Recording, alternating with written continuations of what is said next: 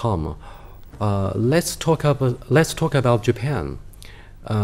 Japan started its process of westernization or modernization in what we call the Meiji Restoration that enabled Japan to become the strongest country by defeating the Qing dynasty in the late 19th century and defeating Russia at the beginning of the 20th century. And after it was defeated by the end of the Second World War, it quickly rose to the position of yet a global strong economy. Why is Japan able to achieve all these? What do you think of the impact of the values that they imported from Western countries upon the formation of their own new political system and values?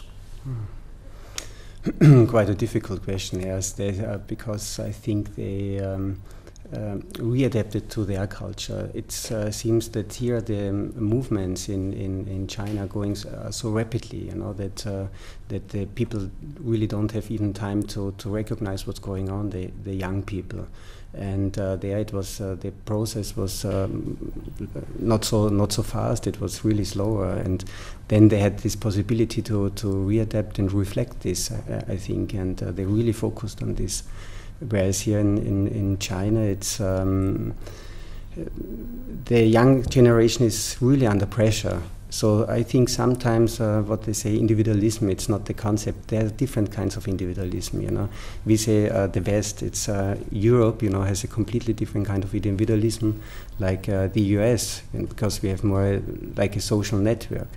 And I think if the youth, the young people here, try to inhale this individualism, then it's more like selfish, what the older generation is talking about them. So it's really going too fast that you really can reflect what's going on. What do you mean by going too fast? Are you saying that the Chinese are more practical, more secular than Japan and India, and both of which are very religious if you look at the Shintoism and its impact upon the formation of their historic outlook, and the Indian Buddhism? I mean, of course, there are major different religious groups in India, and China imported Buddhism from India in the Yuan dynasty. So, is it a good thing, Harry and Tom, for China to become so secular, practical, and material-oriented?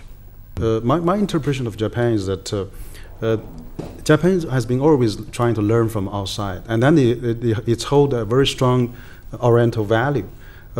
Even when it's learning from the West in the turn of the century, in the last century, of course, and also before that, they have also maintained a good part of their traditional value, so that they have been good. There's a good combination of the traditional value and the Western value. I think that's the success of Japan.